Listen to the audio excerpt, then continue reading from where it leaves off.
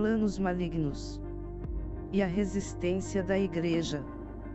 Pandemia, globalismo e revoluções, o caminho aberto para o Apocalipse. A concatenação dos projetos universalistas do Anticristo e a última resistência. Professor José Edmilson Júnior. Terceira, Jesus Cristo, o caminho para fora desse sistema. Item, disse-lhe Jesus: eu sou o caminho, e a verdade, e a vida. Ninguém vem ao Pai senão por mim. Item, João 14h06. A vida cristã é uma caminhada que tem seu início a partir do primeiro contato que ele tem com a revelação do Cristo ressurreto. É a ocasião a que o Mestre se referiu quando mencionou o maravilhoso fenômeno do novo nascimento. Necessário vos é nascer de novo. Uma vez que alguém prova em sua vida esta maravilhosa experiência, inicia um processo que na presente obra denominamos o caminho de Cristo, caminho este, que será trilhado em toda uma vida de dedicação e de aprendizagem concernente a tudo que podemos aprender da sabedoria de Deus, que nos é revelada pelo Santo Espírito durante esta longa caminhada. A revelação do caminho de Cristo, contida em Mateus, capítulo 4 do primeiro versículo até o de número 11, nos revela as estratégias suficientes para uma vida dedicada ao caminhar em vitória e aprendizagem por meio da comunhão com o Espírito, o qual nos desvenda a vontade de Deus para cada um de nós, a qual, diferentemente da vontade dos homens, é sempre fundamentada na verdade, no amor e na sabedoria, aspectos maravilhosos dos quais pretende o diabo nos manter afastados, valendo-se dos inúmeros enganos com os quais já tem mantido o mundo cativo, este adversário que durante a nossa caminhada nos enfrentará com suas sutis estratégias, sempre buscando destruir nossa vida espiritual, pretendendo com isso nos desviar da revelação divina e nos manter presos a seu engano, uma vez que é ele mesmo o pai da mentira. Jó 8:44. Mas ao nosso lado está o Santo Espírito, que nos guia pelo caminho de provações, nos capacitando para vencer as tentações, seja no deserto da vida com suas pedras, sofrimentos, tribulações, por meio das quais pretende nos induzir a fazer de nossa fé algo devotado à vitória sobre os obstáculos materiais apenas, o círculo vicioso das coisas efêmeras com as quais o mundo está envolvido, enlaçado, seja na cidade santa com seu templo, metáfora da coerção religiosa, o mesmo fermento do farisaísmo, acerca do qual o Senhor preveniu seus discípulos, lugar no qual nos levará a situações de pressão com o objetivo de nos induzir ao erro do fanatismo, ou no alto monte imagem do poder e da soberba humana, metáfora da coerção social, de vender-se a ovação do mundo como proposta satânica para que nossa adoração seja a Ele e não a Deus. Buscar a amizade do mundo resulta em inimizade para com Deus, pois o mundo jaz no maligno, por meio da qual tenta nos fazer sucumbir e favorecer o ego.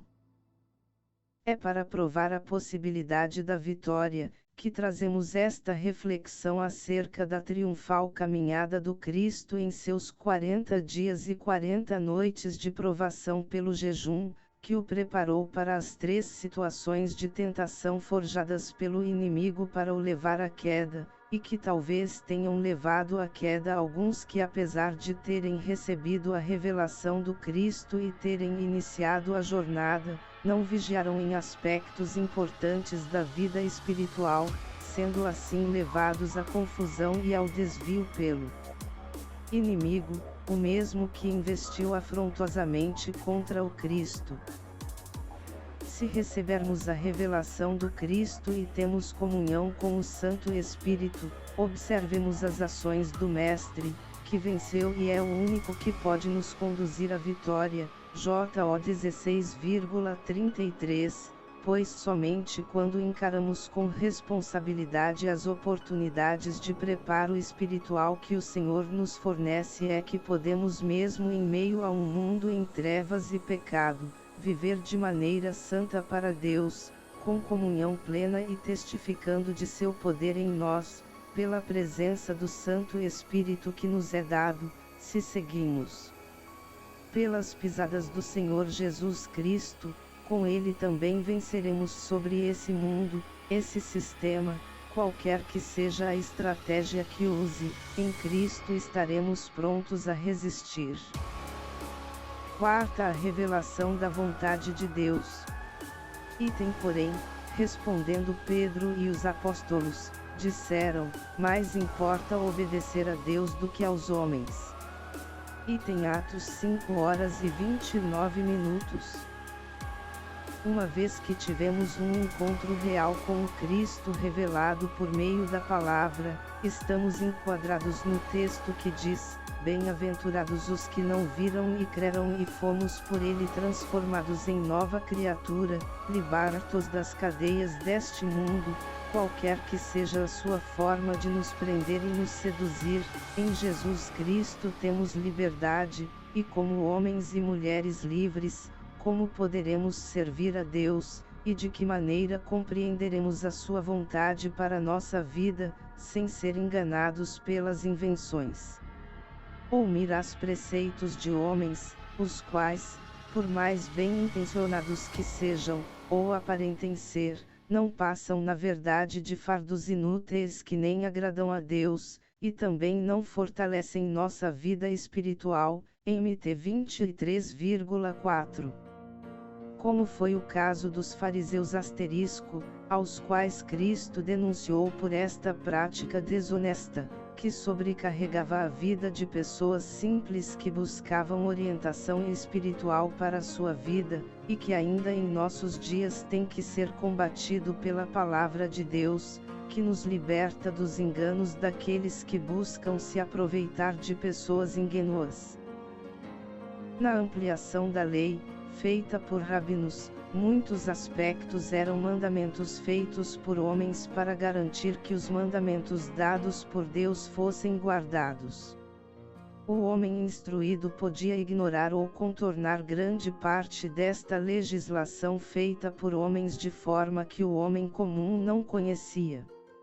Num nível mais profundo, Jesus estava condenando não a falta de cumprimento da lei por parte dos que pregavam a lei, mas antes, um rigor, principalmente entre os discípulos de Shammai que era suportável para os mais ricos e mais desocupados, mas quase impossível para os pobres. Há muito disso na igreja. F. Bruce, Comentário Bíblico NVI Antigo e Novo Testamento, ed. Vida Acadêmica, pg 1586, 2001. O primeiro ponto, e por certo o mais importante na descoberta de se estar fazendo a vontade de Deus, é com certeza a disposição e a preocupação que se tem acerca de se saber se nós, em nossa maneira de viver e de agir estamos ou não agradando a Deus. Este é um sentimento de maior pureza e humildade, extremamente necessário a todo aquele que pretende se aproximar do Senhor. SL1. Se sua busca por Deus está alicerçada num sentimento sincero, ou seja, se a seu ver, a comunhão com Deus está acima das opiniões dos críticos e maldizentes, MT 5:11, e mais, se você consegue constatar que ter intimidade com Deus é para você algo pelo qual abandonaria outras tantas coisas e pessoas ou situações, que de certo modo também trariam grande satisfação, mas que foram ofuscadas pelo brilho intenso deste desejo de comunhão com Deus, você pode estar certo de que o primeiro passo foi dado. Você está em busca da vontade de Deus. Constatando-se de que realmente há um interesse forte e convicto de se buscar a vontade de Deus, descobre-se também que há um longo caminho por diversos trechos de nossa vida, através dos quais descobriremos que o Senhor revelará por vezes sutilmente e em outras de forma clara e explícita qual a sua vontade para nós. Bastante interessante é o fato, de que apesar de às vezes termos uma revelação clara e objetiva a respeito de como se deve agir conforme a vontade de Deus, falta-nos, entretanto, a capacidade suficiente para compreender o porquê do modo como se deve realizar a vontade do soberano. JO 13,7. Por mais incompreensível que aparente ser no momento que se apresente, certamente há um porquê, por mais que nossa mente limitada não alcance momentaneamente seu significado asterisco. Por isso mesmo, a grande urgência em se estar convicto acerca da primeira interrogação que deve ser feita à sua consciência: estou disposto a buscar a vontade de Deus? A respeito desta nossa dificuldade de compreensão no que se refere às coisas espirituais tais como o realizar da vontade de Deus, se haiteou um grande sábio judeu da Idade Média que dizia: quando você encontrar um versículo difícil no Pentateuco, nos profetas ou nos livros dos rabinos que, por causa de falta de visão quanto ao seu significado oculto, possa parecer uma contradição aos princípios da Torá ou como uma conversa vã, não deixe que isso estremeça sua fé nem confunda sua mente. Permaneça firme, porque a dificuldade é devido à sua ignorância, porque não foram palavras vãs para você. Deuteronomio 32, 2.47. Não deixe que sua falta de conhecimento seja a causa do desânimo de sua fé. Carta de Maimônides a seu filho, Epístolas, pp. 18-19, ed. Mayanot. O caminho a percorrer tem em todo o seu trajeto, momentos importantes de aprendizagem que são preparados pelo Senhor, sempre no intuito de nos aperfeiçoar, às vezes na alegria e na força e por vezes através da dor e do sofrimento, HB 2,10, mas com certeza sempre para nos aperfeiçoar a fim de estarmos cada vez mais perto dele. Jacó se encontrou com ele no vale, GN 32,28, já Elias o encontrou no alto do Horebe, IRS 19,13, porém ambos se encontraram com o mesmo Deus, e para o mesmo propósito, a manifestação do amor de Deus em sua multiforme atuação. O Senhor lhe dará o caminho, você estará disposto a prosseguir. MT 7,13. Com certeza haverá caminhos mais fáceis, mas nunca entenda mais fácil por melhor. O caminho que o Senhor nos mostra a fim de nos aproximarmos dele, e de caminharmos conforme a revelação da sua vontade, não terá jamais como objetivo principal ser o mais fácil. Este, aliás, fica para os que se afastam de Deus, o caminho largo e a porta larga. MT 7,13. O caminho que o Senhor nos mostra é eficaz, de certo modo dificulta-se por nossas limitações e nossas fraquezas, mas sempre direto em seu destino que conduz para a comunhão com Deus. Se quisermos um exemplo vivo de quem entrou por este caminho, o temos na pessoa do Senhor Jesus Cristo. Alguém que trilhou este caminho de forma esplêndida, sendo mesmo irrepreensível e obtendo grande sucesso, sem nunca se furtar aos desafios e dificuldades que lhe sobrevieram no decorrer do mesmo. Cristo, o homem perfeito, o servo de Deus, e este era seu objetivo quando se dispôs a vir até nós, mostrar-nos que é possível servir a Deus, e que o caminho, apesar de difícil, de forma alguma é impossível. MC 10:26 e 27. faz-se necessário que se tenha plena convicção acerca da vontade em estar percorrendo, certeza também de ser orientado por quem o conhece muito bem. No decorrer deste nosso caminho em que buscamos assumir uma postura correta no que concerne a estarmos de acordo com a revelação da vontade de Deus para nossa vida, nos depararemos com grandes empecilhos, ou seja, grandes impedimentos que se opõem à realização de nossa meta. Empecilhos estes, que podem afetar gravemente a vida espiritual daqueles que se dispõem a cursar este mesmo caminho que já foi percorrido por Cristo a fim de estar em concordância com a vontade de Deus e consequentemente viver em comunhão com Ele.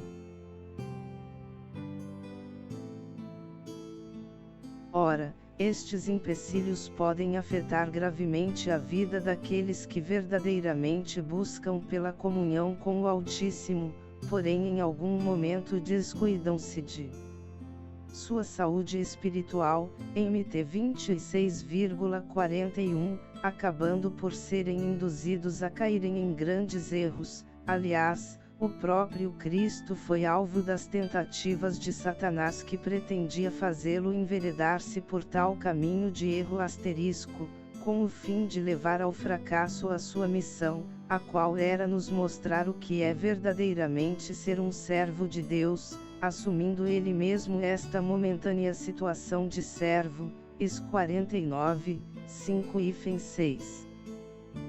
A tríplice tentação, não há outra forma de pecado, encontrasse a lista das 3 formas em IJO 2.16, 1. A concupiscência da carne.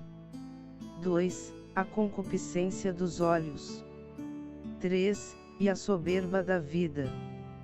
Vêem-se as 3 formas na primeira tentação no Éden, vendo a mulher que aquela árvore era boa para comer, a cobiça da carne, e agradável aos olhos, a cobiça dos olhos, e árvore desejável para dar entendimento, a soberba da vida. Gen 3.6. Satanás empregou os mesmos métodos, milhares de anos mais tarde, para tentar a Cristo no deserto.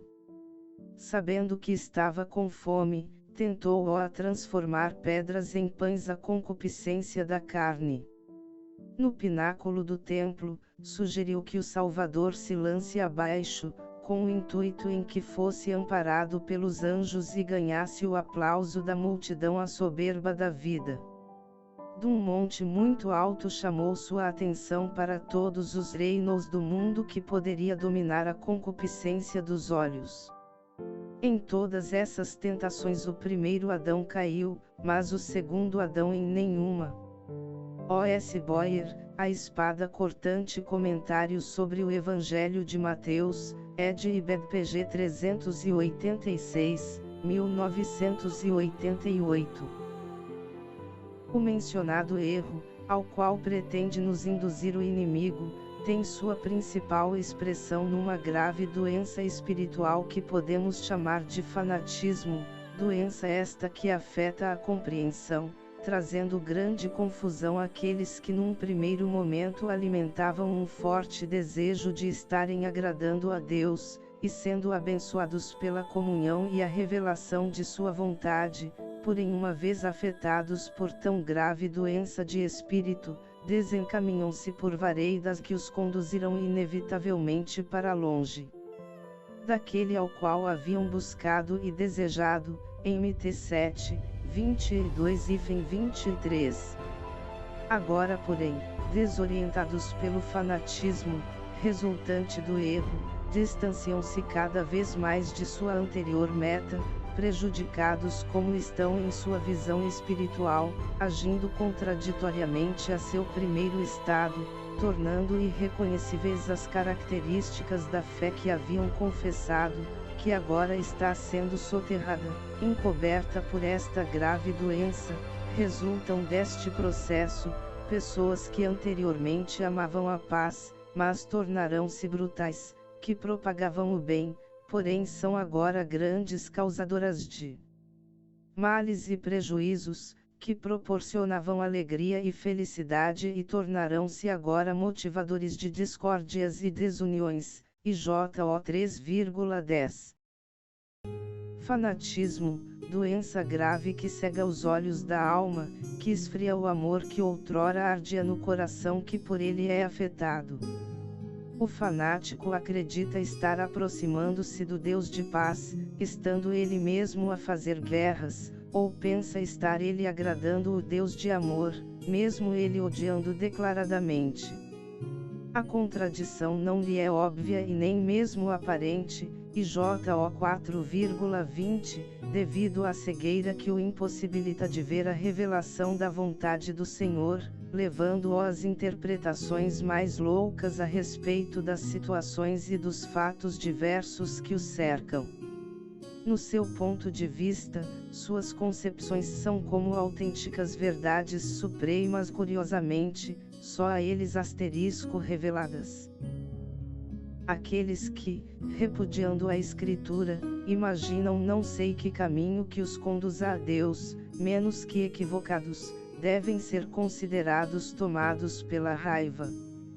Com efeito, há pouco emergiram alguns transtornados que, arrogando-se pretensiosamente ao magistério do Espírito, desprezam a leitura e a simplicidade daqueles que seguem, como dizem eles, a letra morta e que mata. Gostaria de saber deles, quem é esse Espírito por cujo sopro de grandeza são tão arrebatados que ousam desprezar como simples e pueril a doutrina da Escritura. Pois, se respondem que é o Espírito de Cristo, tal certeza é muito ridícula, pois concordam que os apóstolos de Cristo e os outros fiéis da primeira igreja não foram iluminados por outro Espírito. E nenhum deles, no entanto, aprendeu daí a desprezar a palavra de Deus, mas antes cada um foi impregnado de um grande respeito por ela, como seus próprios escritos atestam muito bem. João Calvino, Instituição da Religião Cristã, pg 87, ed. Unesp, 2007. O único modo para estarmos livres de cair em tal erro na caminhada é procurarmos a orientação de quem pode nos guiar por esta vereda.